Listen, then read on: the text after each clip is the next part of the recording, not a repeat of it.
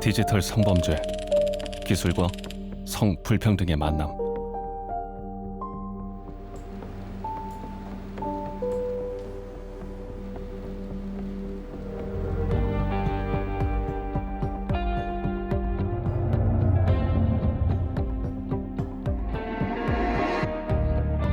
이 보고서는 한국의 디지털 성범죄 현황과 그 영향에 대해 기록하고 있다. South Korea, unfortunately, has been a bit of a leader on this issue. Technology has really been used even more than in some other countries in abusive ways by people engaging in violence against women and girls.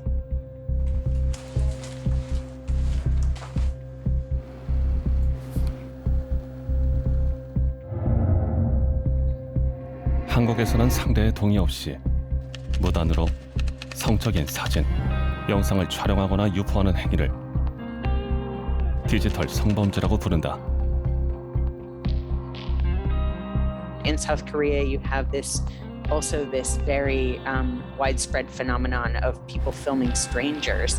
In a lot of other countries, it's mostly about intimate partners.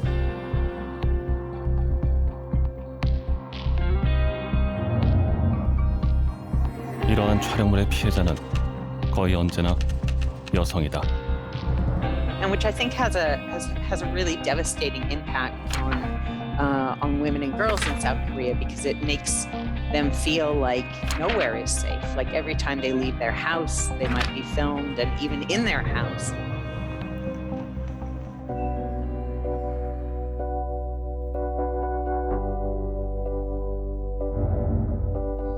경찰은 피해를 가볍게 여기고 검찰은 상당수에 대해 불기소 처분을 내린다.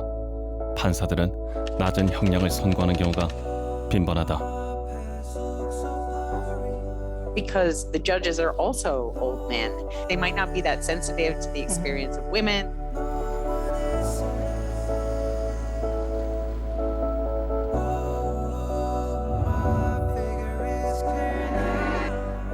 (2018년에는) 디지털 성범죄에 대한 정부의 무대응에 분노가 끌어올랐다. 수만 명에 이르는 여성들이 서울의 거리에서 행진을 벌였다. With thousands of women in the streets chanting, "My life is not your porn," and holding signs. And I think this is a remarkable example of how, women can force the government to listen to them when the government is failing to do so.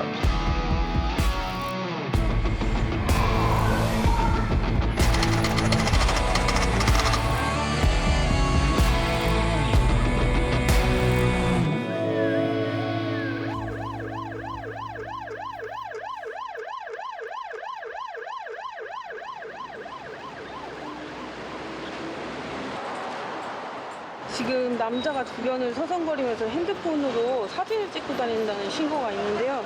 그 인상착의 토대로 해서 저희가 지금 찾고 있는데요. 찾았다.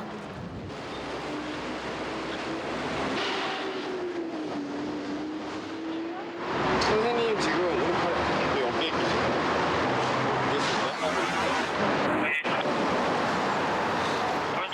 휴대전화에는 여성들 뒷모습 사진이 가득했다.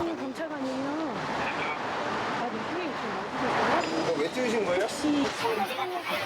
글쎄요, 될 수도 있고 안 될 수도 있는데. 그냥 사진을 찍었을 뿐이라는 남자.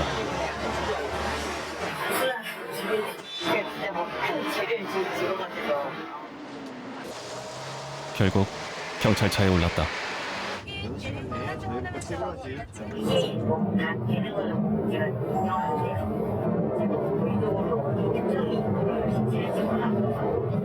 근데 남자 찍은 것도 아니고 여자만 치마 입었거나 청바지 딱 달라붙어 있는 거 그런 걸 찍었잖아요. 그죠? 문제가 있죠.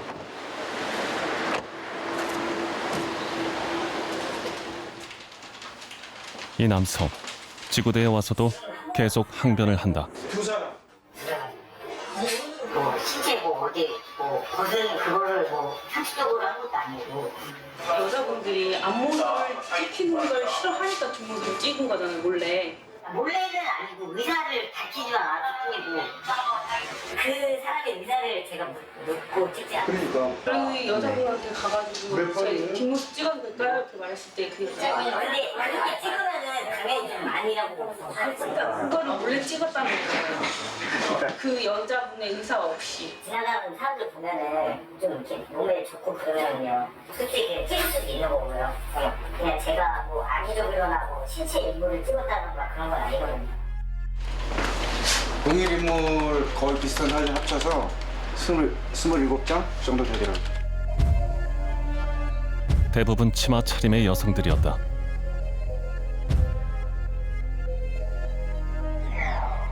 한 여성을 뒤따라가며 여러 장을 찍기도 했다. 이게 찍는 이유가 그와 같이 말씀하신 거 종합적으로 보면 성적 만족감을 느끼기 위해서 찍는 거 아니에요, 그게. 찍는 거 보고 나중에 가서 집에 가서 감상하고 그런 거 아니에요. 쉽게 말하면. 본 적도 없습니다. 네? 솔직히 본 적도 없어요. 본 적도 없는데 왜 찍어요, 그러면? 보지도 않을 영상을 촬영했다는 남성. 대체 어떤 심리 상태일까?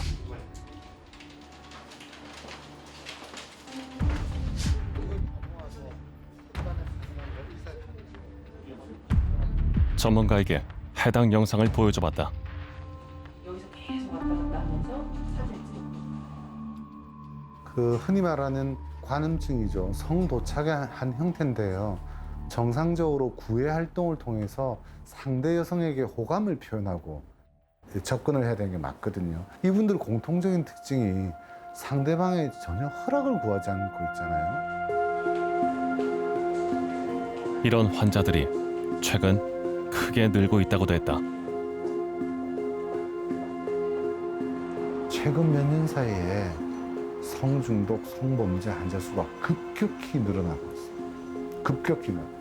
그게 직접 찾아오기도 하고 법원에서 보내기도 합니다만 급격히 늘어나고요. 공통적인 현상이 극단적인 사건 사례로 오는 게 아니라 작은 사례로 오는데 재수 없이 걸렸다. 남들도 다 그런다는 문제를 부정하는 양상이 더 커지고 있기 때문에 제가 직접 일선에서 일하는 의사 입장에서는 앞으로 대책을 세우지 않는 이상 상당히 위험한 일들이 벌어질 가능성이 좀 크다고 봐요. 그런데 이렇게 여성 뒷모습을 몰래 찍는 경우 처벌받지 않을 가능성이 크다.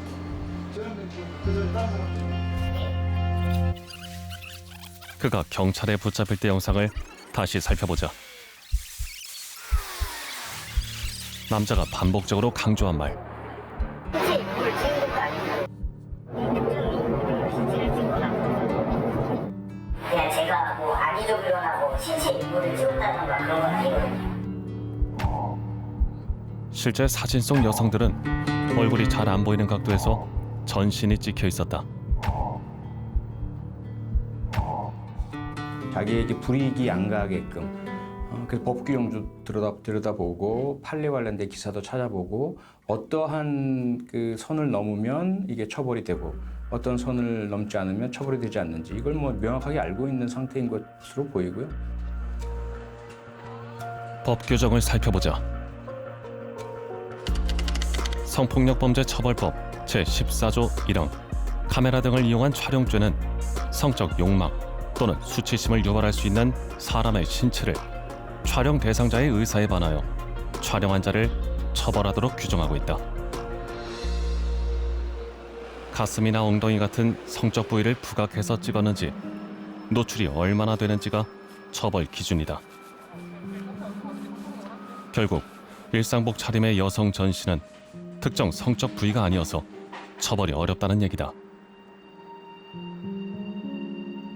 성적 욕망이라는 것도 사실은 누구의 성적 욕망인가라는 질문을 또 하게 되죠.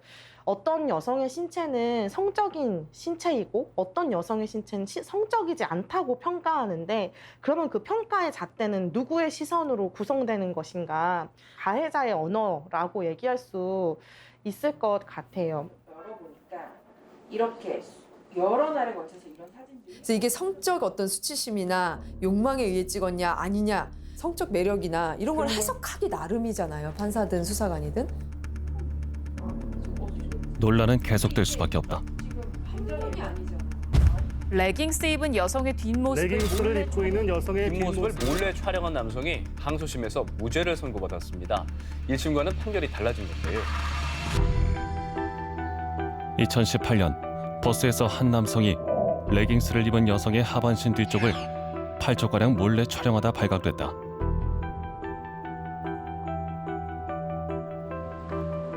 결국 성폭력 처벌법으로 기소됐는데 1심과 2심 판결이 엇갈렸다.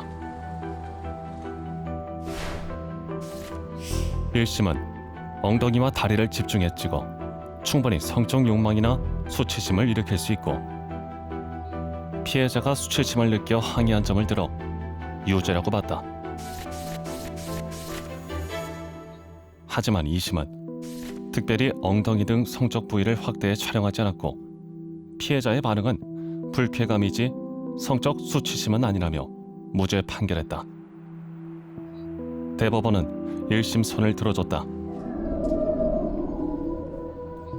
대법원은 신체 노출이 적고 공개된 장소에 스스로 모습을 드러냈다 하더라도 본인 의사에 반해 촬영당할 경우 성적 수치심이 유발될 가능성이 있다고 했다. 성적인 의도를 가지고 촬영을 몰래 하는 경우는 처벌해야 된다라는 것이 입법 취지에 들어가 있는 거예요.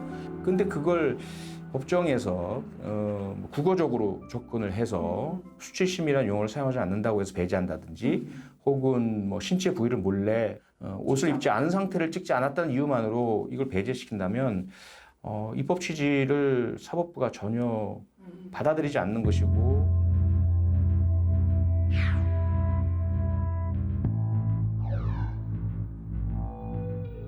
최지은은 형사사법제도에 좌절했다. 법은 아직도 피해 영상이 자극적이고 수치스러워야 한다는데 이건 굉장한 2차 가해죠. 그냥 동의 없이 찍으면 처벌돼야 해요 라고 말했다.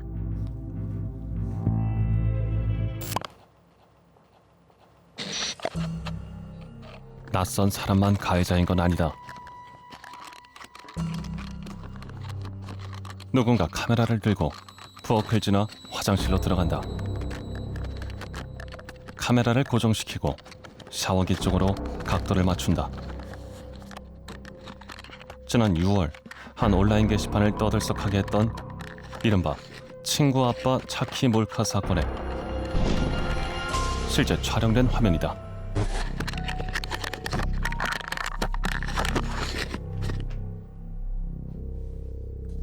웬 차키가 있더라고요. 처음엔 몰래카메라인지 몰랐는데 샤워를 하고 다시 살펴보니 뭔가 이상했습니다. 버튼이 장난감처럼 딸깍딸깍하고 눌려지더라고요. 그래서 바로 검색을 해봤더니 바로 나오더라고요. 저 초소형 몰래카메라가.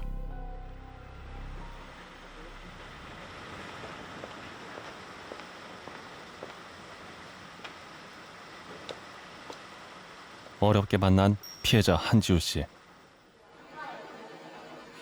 중학교 때부터 10년 지기인 친구 집에서 샤워를 하다 차키 몰카를 발견했다고 한다.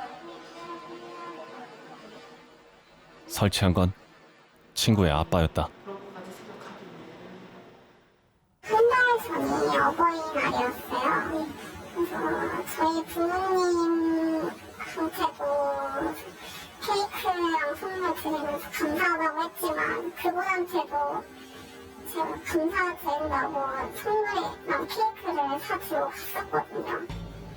그냥 정신이 좀 멍해지더라고요. 그냥 뭔가 다 이제 믿을 수 없게 된 것 같아요, 사람을. 사건 직후 친구 아빠는 한 씨를 계속 회유했다. 그냥 작가에서 내가 이쁜 거 생각해 혼자 있으면 그냥 이랬던 것 같아. 미안해. 저 달라치시다 하시면서 너무 하시는 거 같아요. 데이트가 갈등이 있었고 그래서 가고 있으면 아까 저 가고 있지 않아 진짜? 아까 폐기처럼 텐데도 또 이게 뭐야 여기서 바로 그냥 저 돌아서 폐기처럼 봤거든요. 근데 안 생각했는데 아니 나 진짜 미안하다 이제 나를 그때는 아니 내가 나왔어요.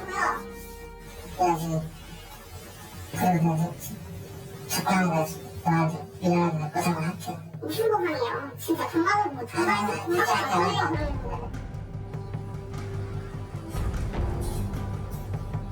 친구 아빠는 현재 재판을 받고 있지만 한 씨는 아직도 불안하다고 했다.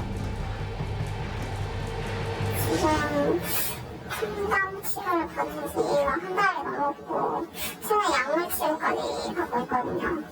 평소에는 그냥 넘어갔던 게 다시 생각해보면 좀 이상해서 제가 뭔가 놀러갈 때마다 혹시나 저한테 뭔가 이상한 짓을 하지 않았을까. 왜냐면 그 친구랑은 되게 친해서 자주 놀러가던 사이고. 수사와 재판 과정에 자신이 배제돼 있다고 느껴져 더 불안하다고 했다. 어느 날 갑자기 우편에 와 있었는데 인화서네요. 네네. 그때서야 이제 어떻게 진행됐는지 이제 조금 알게 되었어요. 근데 여기 있는 내용으로 보면 검찰로 그냥 송치한다. 네. 이 내용인 거잖아. 네네. 그 다음 감당 무소시겠어요? 문자로 이제 누구누구 검사님께서 이제 그걸 진행하신다고 그런 식으로 연락이 왔었고, 그리고 최근에 엊그저께 정도에 이제 불구속 조공판으로 이제 재판을 시작하겠다고 이런 식으로만 왔었던 것 같아요. 그 사이에서 뭐 어떤 저쪽 변호사가 뭘 주장하는지 뭐 이런 거에 대해서는 전혀 안 봤고. 네, 전혀. 한 일자가 언젠지도 몰라요, 그것도. 가해자를 처벌하려면 수사기관에 무엇을 증언하고 어떤 증거를 제시해야 하는지 알아야 하는데 피해자들은 대부분 이런 일에 익숙하지 않다. 현행법상 성폭력 범죄의 경우 피해자 변호사 제도를 두고 있어 국선 변호인의 도움을 받을 수 있지만 현실에선 활용되지 못하는 경우가 많다. 여성 대상 범죄니까 이것은 국선 변호사를 선정할 수 있다. 이런 일반적인 내용조차도 수사팀의 수사관들이 잘 모르는 경우가 있어요. 그러다 보니까 안내가 안 되는 거죠. 그럼 피해자 입장에서는 내가 변호사를 선임을 해야 되는지 아닌지도 판단을 못 하는 거죠. 그런 피해자한테는 재판이 어떻게 개시되고 진행되고 재판 판결 선고 결과가 어떻게 나는지까지 알려지지 않는 채 사건이 완전히 끝나버리는 경우가 좀 있었어요. 이런 경험을 한 건 한 씨만이 아니다.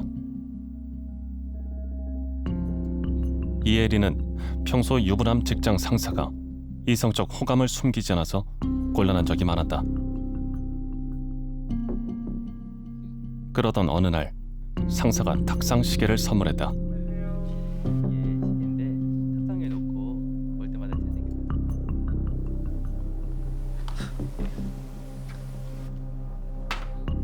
예리는 선물 받은 시계를 침실에 두고 썼다.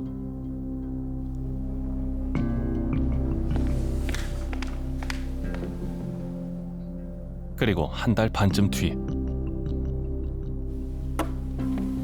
시계를 다른 곳으로 옮겼는데 상사가 갑자기 이런 말을 했다. 지난번에 제가 시계 줬잖아요.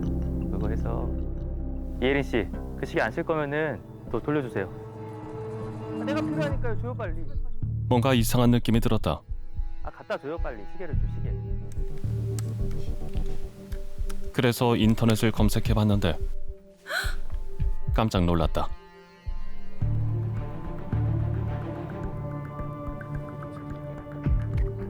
초소형 카메라였다. 어둠 속에서도 완벽한 영상을 제공한다며 성량을 광고하고 있었다. 시계는 하루 24시간 예린의 방을 촬영해 상사의 휴대전화로 실시간 전송하고 있었다. 그 일이 제 방에서 일어났잖아요. 그래서 이제는 아무것도 없다는 걸 알면서도 그냥 가끔씩 제 방에서 이유 없이 너무 제가 무서울 때가 있어요. 그 끔찍한 렌즈 구멍이 저한테 없었던 것처럼 되지가 않아요. 예린은 상사를 고소했다. 시계를 받았을 뿐이고요. 집에 하지만 설치했을 뿐이에요. 앞서 한지우처럼 소송 과정에서 배제됐다고 느꼈다. 진짜 제도가 왜 이 모양이죠? 피해자는 전데 저는 검찰 기소 이후에 모든 단계에서 철저히 제외됐어요. 언제 재판이 열리는지, 가해자랑 그 변호인은 뭐라고 변명을 하는지, 뭐 그래서 앞으로 어떻게 될 것 같은지, 내가 취할 수 있는 선택의 여지는 뭐가 있는지 아무도 저한테 말해주지 않았어요. 예, 재판을 시작. 이혜린은 그래도 굴하지 않았고 피고인 변호해 주세요. 재판 끝에 가해자는 징역 10개월을 선고받았다. 징역 10월에 처한다.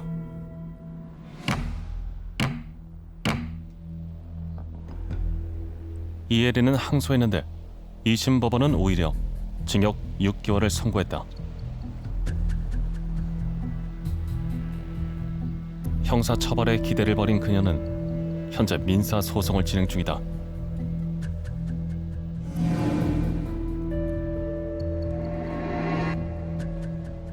이혜린은 변호사의 도움으로 판사에게 직접 발언할 기회를 얻었다. 하지만 판사는 오히려 합의하지 그래요. 재판을 계속하면 좋을 게 없어요. 라며 사건 취하를 권했다. 그녀는 도대체 어떤 판사가 피해자에게 합의를 권할 수 있냐고 말했다.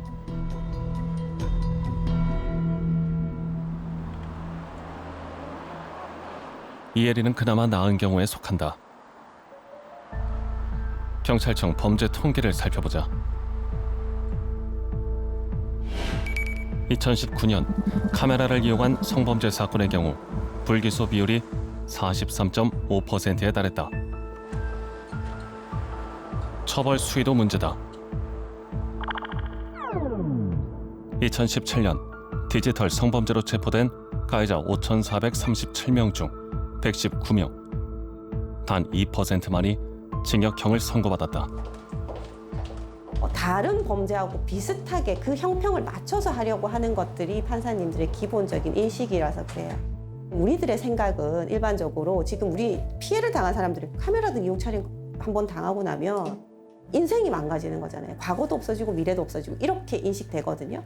그런데 이런 위쪽에서 이렇게 쭉 볼 때 죄만 쭉 보고 나면 카메라 등 이용 촬영은 좀 낮게 느껴지는 거예요. 피해자 입장은 생각을 안 하니까. 그러니까 대물적 피해나 대인적 피해를 더 중하게 생각하는 경향이 아직 남아있는 거예요. 이혜린처럼 민사소송을 하는 건 어떨까? 한국에선 피해자가 나서서 민사소송을 하는 것부터 쉽지 않다. 신상 정보가 다 드러난 피해자들이 디지털 성폭력에는 많기 때문에 이 사건을 겪게 되면서 개명 신청이나 주민등록번호 변경 신청 절차를 밟은 분들이 굉장히 많으세요. 그런데 우리 민사법상 그 가명으로는 소송을 제기를 할 수가 없습니다. 그런 절차를 거쳤는데 민사소송을 제기할 때는 그 바뀐 이름으로 소송을 제기를 하는 게 되어버리는 거죠.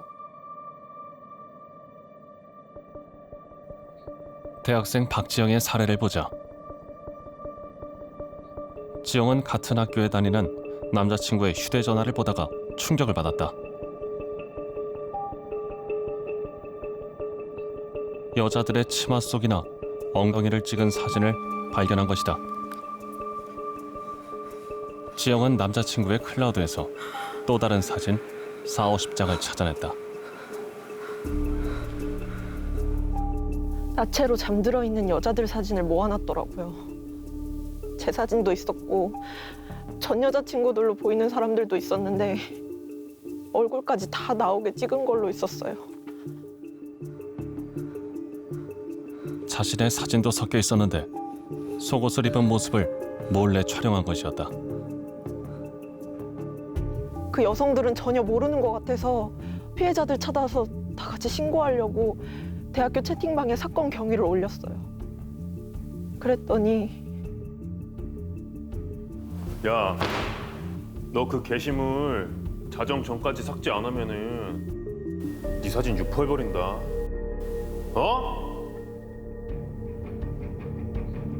오히려 유포 협박을 받은 지영. 결국 경찰에 남자친구를 신고했다.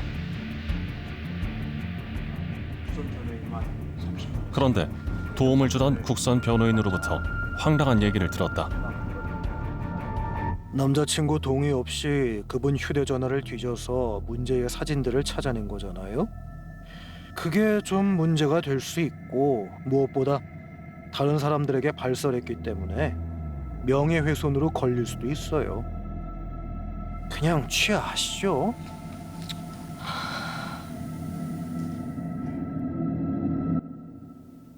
지영은 경찰의 요청에 변호사를 바꿨다.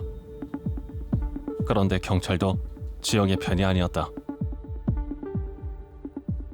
박지영 씨, 담당 수사관인데요. 고소 취하하고 합의하시죠. 상대 변호사가 합의 안 하면 무단으로 전화기 뒤진 거랑 명예훼손으로 지영 씨 고소하겠대요.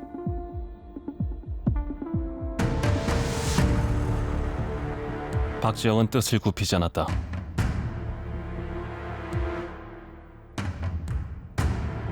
하지만 결과는 고작 벌금 300만 원이었다.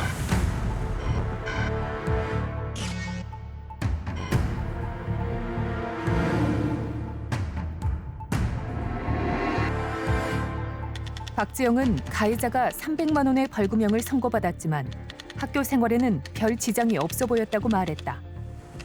가해자와 그녀의 지인 중 일부는 그녀가 거짓말을 했다고 믿었다. 신상이 공개된 이른바 박사방 운영자 모시죠. 25살 조주빈입니다. 지금까지 140명을 검거했습니다. 이 중 절반은 20대였고 10대도 25명이나 됩니다. 조주빈에게 대법원이 징역 42년형을 확정했습니다. 2019년과 2020년 한국 사회를 충격으로 몰고 간 N번방 사건.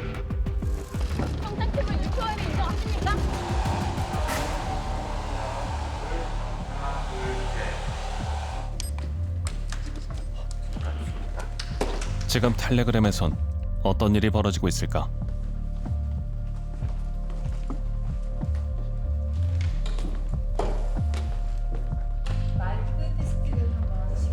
하나, 둘, 셋. 한번 나오셔서 좀 설명해 주시죠. N번방 사태를 폭로한 추적단 불꽃의 불로부터 얘기를 들어봤다. 체증본은 이제 제가 한 4장 정도 보내드린 것 같은데 이게 대화의 맥락을 설명을 드리면 한 1000여 명 정도가 이제 상주하는 방에서 자기가 아는 자기의 이제 지인들의 사진을 올립니다. 그래서 이제 그 지인들의 사진을 올려놓고 품평회를 벌이는 것인데요. 뭐 이제 여성의 사진만 보고 이제 그 얼굴만 보고 뭐 이제 이 사람은 자기의 취향에 맞으니까 뭐 20만 원까지 가능하겠다. 뭐가 20만 원 거잖아요. 내가 20만 원의 가치를 주고 이 사람과 성관계를 할 수 있다라는 거예요. 이런 식으로 품평을 하고 하면서 이제 온라인 상에서 언어 성폭력을 벌이는 것이죠. 1000명이나 되는 사람들이. 네, 1000명인데 정말 이런 방이 사실상 1000명이 적은 방이고요. 뭐 12000명 이런 식으로 이제 운영되는 방들도 굉장히 많이 있습니다. N번방 사건은 끝난 게 아니었다. 저런 행위들이 저기서만 끝나면 그나마 다행인데 실제로 N번방 때 보면은 실제로 성폭행까지 이어지잖아요. 걔의 어떤 개인 정보까지 주면서 가서 강간을 해라라고 하고 그것을 또 찍고 그것을 또 유포하고 그렇게 실제적인 성폭력까지도 이어지는 경우도 상당수가 있는 거죠. 같은 지역 사람들끼리 만든 이른바 가해방도 심각한 상황이었다. 서로 아는 여성이나 알만한 여성의 신상을 공유하면서 온라인상에서 성폭력이 이뤄지고 있었다. 마지막으로 이거는 작년 거네요? 아니요, 어제 거입니다. 어제 거예요. 제가 오늘 새벽에 이제 캡처를 한 내용인데 여전히 이제 지인을 대상으로 뭐 이제 지능 합성, 지인 능욕해 주실 분이라고 해서 지압 지능 해 주실 분 이런 식으로 올리기도 하고 이제 각자 지역, 자기가 사는 지역에 그렇게 겹치는 지인이 생기면 이들은 굉장히 환호를 하거든요. 아, 너도 얘 알아? 나도 얘 아는데. 그러면 너 얘에 대해서 뭐 알아? 나 이거 아는데. 같이 교환하면서 같이 온라인 언어 성폭력을 저지르자. 특히 피해자의 얼굴에 다른 여성의 신체나 성행위 영상 등을 결합하는 이른바 딥페이크 영상이 여전히 돌아다닌다. 사실상 가장 많은 범죄가 이 지인을 대상으로 벌이는 합성 범죄, 이제 언어 성폭력 범죄가 지금 가장 이들에게 유행하는 그리고 가장 쉽게 저지를 수 있는 범죄라고 이해를 해주시면 될 것 같고요.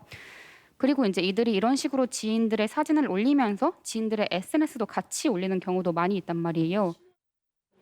이제 신상 정보나 이제 뭐 이들이 피해자가 어떤 학교에 다니는지, 이름은 무엇인지, 이제 심한 경우에는 핸드폰 번호도 같이 공개를 하는데 그럴 경우에 여기 있는 가해자들이 해외 번호를 받거나 해외 IP로 접속을 해서 이 피해자들에게 메시지를 보내요.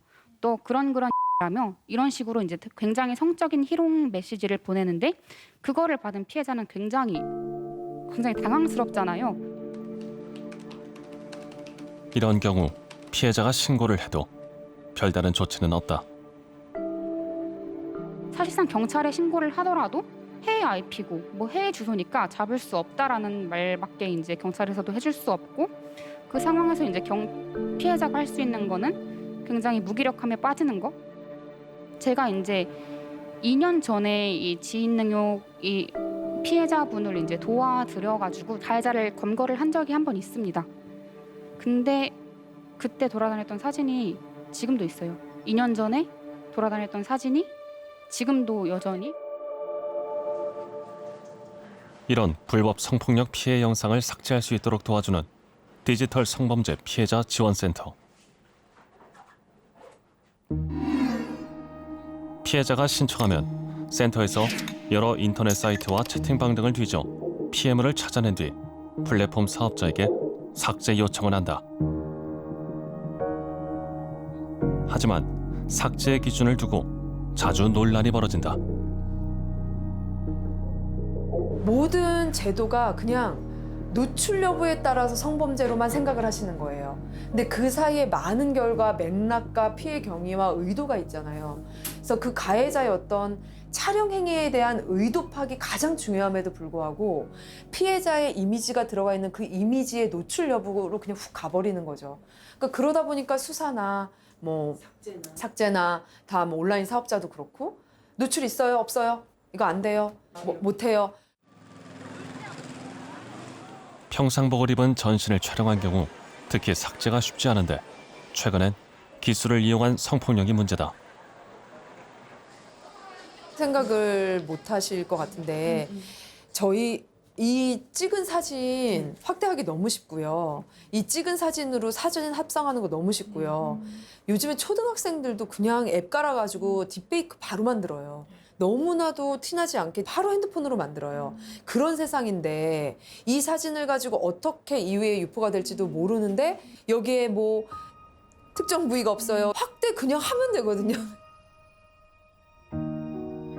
휴먼 라이츠 워치 보고서에도 이 같은 사례가 실려 있다. 강유진은 4년 동안 사귀던 남자친구와 헤어졌다. 헤어진 지 2달, 낯선 사람들로부터 음란한 문자가 오기 시작했다. 그들은 유진의 집과 자동차, 얼굴 사진 등을 갖고 있었다. 전 남자친구의 짓이었다. 그는 유진의 얼굴과 다른 여성의 반누드 사진이나 은밀한 부위 등을 합성한 딥페이크 영상도 유포했다. 게시물에는 유진의 주소 같은 개인정보도 들어있었다. 하루는 회사 앞으로 남자들이 찾아오기도 했다. 혹시 유주 씨? 유주 씨 맞네. 유주 씨죠. 결국 직장을 그만두고 살던 집에서도 떠났다. 그런데 담당 검사는 소취하를 권유했다. 가해자가 500만 원도 안 되는 벌금형을 받을 건데 그래도 고소하실래요? 판결은 집행유예와 사회봉사 명령으로 끝났다. 저는 저 인간의 범죄 때문에 인생이 망가졌습니다. 잘 다니던 직장도 잃고 살던 집에서도 억지로 나와야 했고 역겨운 사진에 합성된 얼굴이 다 퍼진 탓에 어딜 나가지도 못해요. 근데 저를 이렇게 만든 범죄자의 죗값이 겨우 집행유예라고요? 그런데 솜방망이 처벌보다 더 억울한 건 이것이었다. 그 범죄자는 아무 일도 없었다는 듯이 벌써 일상에 복귀했다고 하네요. 수많은 사이트와 게시판에 유포한 제 합성 사진과 모욕적인 글이 아직도 너무 많이 남아있거든요. 지워도 아무리 지워도 끝날 것 같지가 않아요.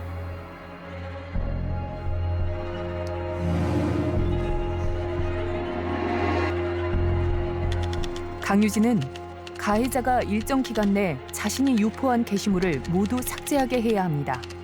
피해만으로도 충분히 힘든데 피해자가 영상 삭제까지 감당하라는 건 말이 안 돼요 라고 말했다.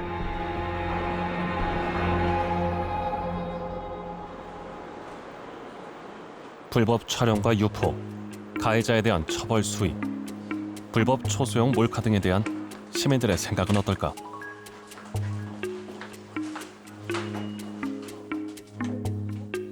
한국사이버 성폭력 대응센터와 함께 디지털 성범죄에 대한 소규모 심층조사와 토론을 진행해봤다.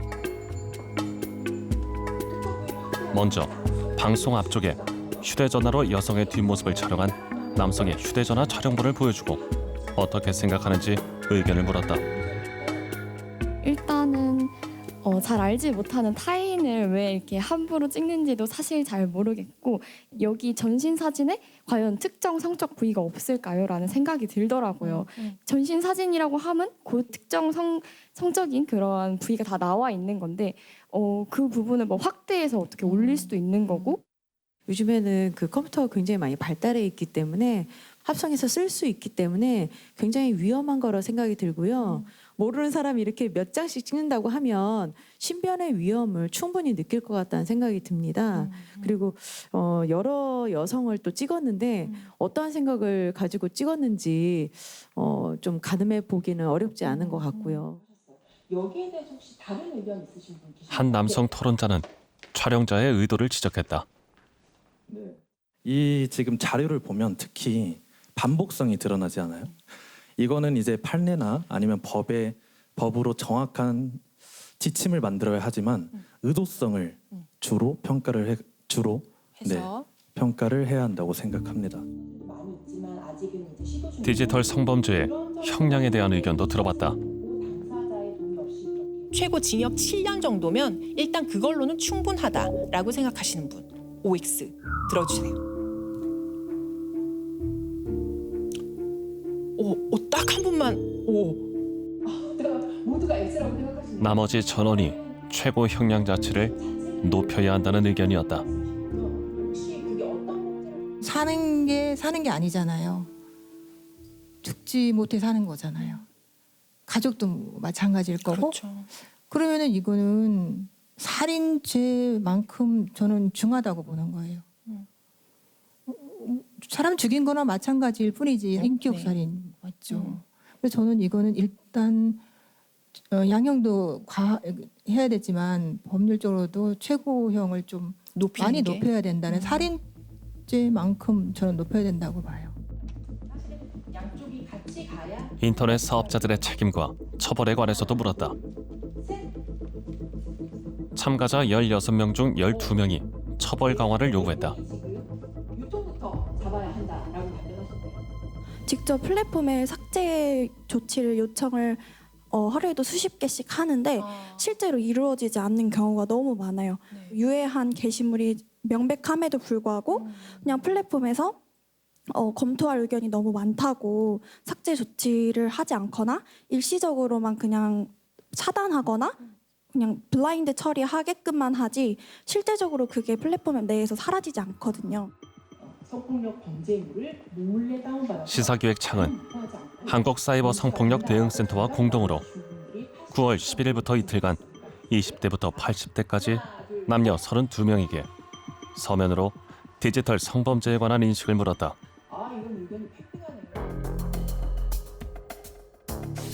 전원이 응답했고 71.9%가 우리 사회의 디지털 성폭력이 매우 심각하다고 밝혔다. 대체로 그렇다까지 합하면 100%였다. 공중 화장실에 불법 설치한 카메라가 있을지 불안하냐는 질문에 62.5%가 그렇다고 답했다. 평소 성적으로 정숙하지 않은 여성이 성적 촬영물 유포 피해를 경험한다고 생각하는지 묻는 질문에 대해선 그렇지 않다는 답변이 81%를 넘었다. 하지만 피해자들이 느끼는 실제 경험은 달랐다. 친구 아빠 차키 몰카 사건의 피해자 한지우의 얘기를 들어보자. 2차 가해라고들 많이 얘기하는데 지금 현재 본인을 힘들게 하는 것들 중 하나인가요? 네, 왜냐면 뭔가 다는 아니지만 몇몇 댓글이 이건 피해자인 제 잘못이라고 말을 하니까 이거 네가 조심을 했어야 된다. 네가 왜 다른 남자만 있는 친구 집에 놀러 가서 그냥 네 잘못이다 이렇게 얘기하니까 진짜 내가 잘못한 건가? 내가 이상한 사람인가? 이런 생각이 들더라고요.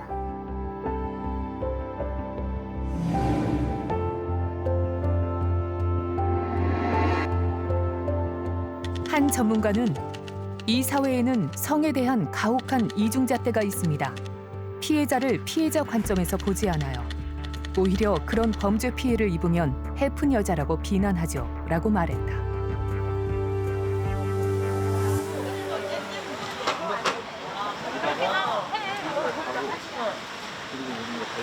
여기가 몇 층이에요? 여기가? 아닙니다.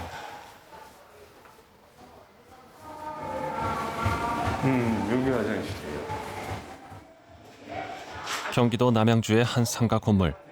지난해 8월 양석준 씨의 딸은 이곳 화장실에 있었다. 여기가 맞아요? 그냥 열리네요. 그럼 들어가 볼까요?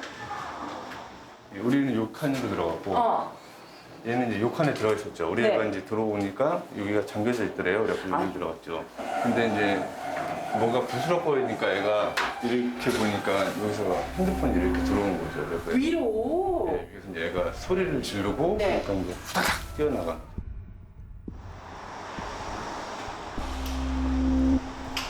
딸은 상가 CCTV에서 가해자를 지목했고 두어 달 뒤 결국 범인은 잡혔다. 그 뒤에 한번 우리 쪽 변호사라 그러시더라고요. 네네. 그러면서 이제 전화가 오셔서 합의할 생각 없으시냐고. 네네. 그래서 아니 지금 그 범죄자가 뉘우치는 것도 없고 사죄할 마음도 없고 자기는 그렇게 뭐 이렇게 크게 한 게 아니라 그냥 호기심에 했다고만 얘기를 하고 어떻게 그거를 뭐 합의를 해주냐? 무슨 말도 안 되는 소리다 이거. 그리고 얼마 뒤 재판이 열렸다. 징역 1년 6개월에 성폭력 치료 40시간, 취업 제한 5년이 선고됐다. 실제 촬영을 하지도 않았는데 어떻게 된 일일까? 피고인 예모 씨는 2019년 여자 화장실에 침입해 80차례 넘게 몰래 불법 촬영을 한 죄로 징역 1년에 집행유예 2년을 선고받았다. 집행유예 기간 중 또다시 범죄를 저지르다 붙잡힌 것이었다. 하지만 앞서 다른 피해자들처럼 소송 과정에 배제돼 있던 양 씨 가족 역시 이런 사실을 전혀 몰랐다. 뭐 어떻게 된 지금도 모르세요? 몰라요. 네. 그 이유가 전혀는 뭐 못 들었어요. 이야기 못 들었어요. 고소인인 피해 당사자가 소송 절차에서 배제되는 현실. 현행법상 가해자는 방어권 보장 차원에서 피해자의 진술과 증거 목록을 모두 볼 권리가 주어지지만 정작 피해자는 그럴 권리가 없다. 피해자는 이게 자기 사건이라고 생각하는데 우리나라 형사소송법 체계상은 피해자는 사건의 당사가 아니어서 본인 사건이 아닌 거예요. 그냥 사건 관계인. 그렇게 돼버려서 이런 사람한테, 당사자도 아닌 사람한테 이런 증거물을 보여줄 필요가 없다고 생각하시는 거예요. 의무가 아니고 재판장의 허가, 네, 재량사항이에요. 없어요. 탁상식의 사건 피해자 이혜리는 이렇게 말한다. 재판 날짜가 혹시 바뀌진 않았는지 날마다 법원 사이트에 들어가서 확인을 했어요. 뭐 재판이 언제 열리니까 참석하고 싶으면 오라는 얘기는 어디서도 단 한 번도 못 들었지만 저는 그래도 갔어요. 가해자 측 변호사 입에서 나오는 말은 한마디도 안 놓치고 다 들으려고 했고 말이 안 되는 얘기가 나올 때면 제가 직접 증언 기회를 요청했지만 한 번도 허락받지 못했습니다. 피고인은 재판을 받는데 피해자는 종이 속에만 머물러 있잖아요. 그래서 사실은 그러려면 피해자 변호사가 이 피해자가 헌법상 보장받고 있는 재판 절차 진술권을 행사할 수 있도록 도와줘야 돼요. 그게 정말 중요해요. 그러니까 재판에 나와서 발언할 기회를 드려야 되는 거예요. N번방 사건 이후 정부는 뒤늦게 디지털 성범죄 종합대책을 발표했다. 대책에는 처벌 기준의 대폭 상향, 구형 기준과 양형 기준의 정비, 아동 청소년 보호 강화를 위한 미성년자 의제 강간 연령 상향 등 사각지대 해소 내용을 담았습니다. 온라인 플랫폼 사업자 책임 강화 같은 의미 있는 대책도 나왔다. 올해 12월부터 웹하드 사업자라든지 아니면 많이 대다수가 이용하는 그런 어떤 특정 규모 이상의 부가통신 사업자들에 대해서 불법 촬영물 등에 대한 기술적 관리적 조치 의무가 부과가 됩니다. 그 이야기는 뭐냐면 방송통신심의위원회에서 불법 촬영물이라고 판단한 내용에 대해서 그 기술적으로 DNA 특징값을 방송통신심의위원회와 사업자가 공유를 하고 그것이 게시되지 못하도록 그렇게 이제 저희가 제도적으로 그 강화를 하기 때문에 원치 않는 불법 촬영물의 어떤 업로드나 이런 것들은 원천적으로 차단이 될 것으로 보이고요.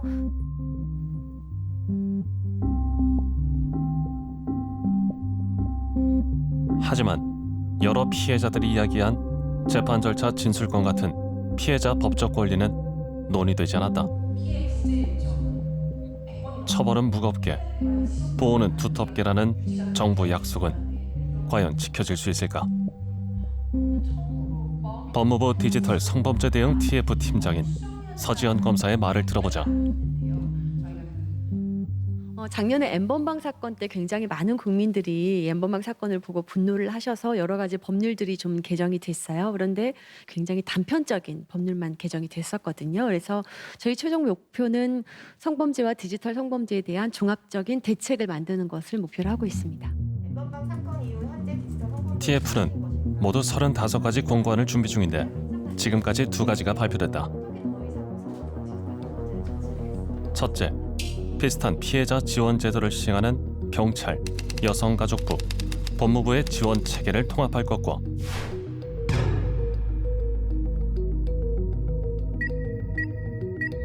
디지털 성범죄가 의심되는 온라인 공간 이용자들에게 경고문을 띄우는 온라인 응급조치 제도 신설 정도다. 법적으로 응급조치라는 게 있어요. 영장 같은 게 필요 없이 경찰이 현장에 나갔을 때 행위를 제지시킬 수 있는 거예요. 당장 거기에 경고 문구를 남기는 거죠. 우리는 경찰관이고 수사 중에 있고 당신들의 행위는 성폭력 처벌법 몇 조 몇 항에 의해서 몇 년 이하의 징역에 처할 수 있는 범죄 행위다. 그렇게 경고 문구를 남기고 거기에 있는 정보들을 바로 플랫폼 사업자한테 쏴주면서 이것은 범죄 행위로 의심되니 당장 이것을 좀 차단시켜라라는 조치를 할 수 있는 방법들을 응급조치라는 이름으로 공고를 할 예정이고요.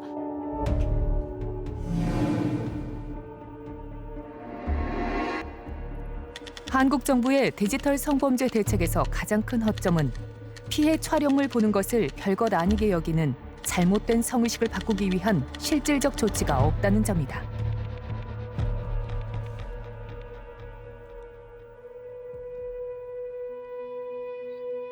취재의 시작은 지난 6월에 나온 이 보고서였다. We see it as being an opportunity to look at this issue of digital sex crimes more broadly through the lens of what's happening in South Korea. And we wanted to come up with recommendations and findings that we thought would be relevant, not just in South Korea, but for countries around the world. 2년 동안 38차례에 걸쳐 피해자와 전문가, 정부 인사 등을 인터뷰했다. 내용은 충격적이었다. You know, we wrote about this in the report. We wrote about how many of the people that we interviewed or who responded to the online survey talked about actually having considered suicide because this crime feels so much like it's something that will never end. See as much in most other countries. 보고서 작성을 총지휘한 헤더바는 앞서 강유진의 사례를 특히 인상 깊었던 사건으로 꼽았다. I think that case was particularly devastating to hear about because it was an example of someone really setting out intentionally to try to destroy someone else's life. So that case really, kind of epitomized to me, how little accountability there is when people really are being intentionally malicious. 이젠 피해자가 아닌 가해자가 두려워해야 할 차례다. The most important work that can be done to try to end digital sex crimes needs to be done in schools. It needs to be teaching young people about gender equality, about the idea that making fun of girls, treating girls as sexual objects is really not tolerable in 2021.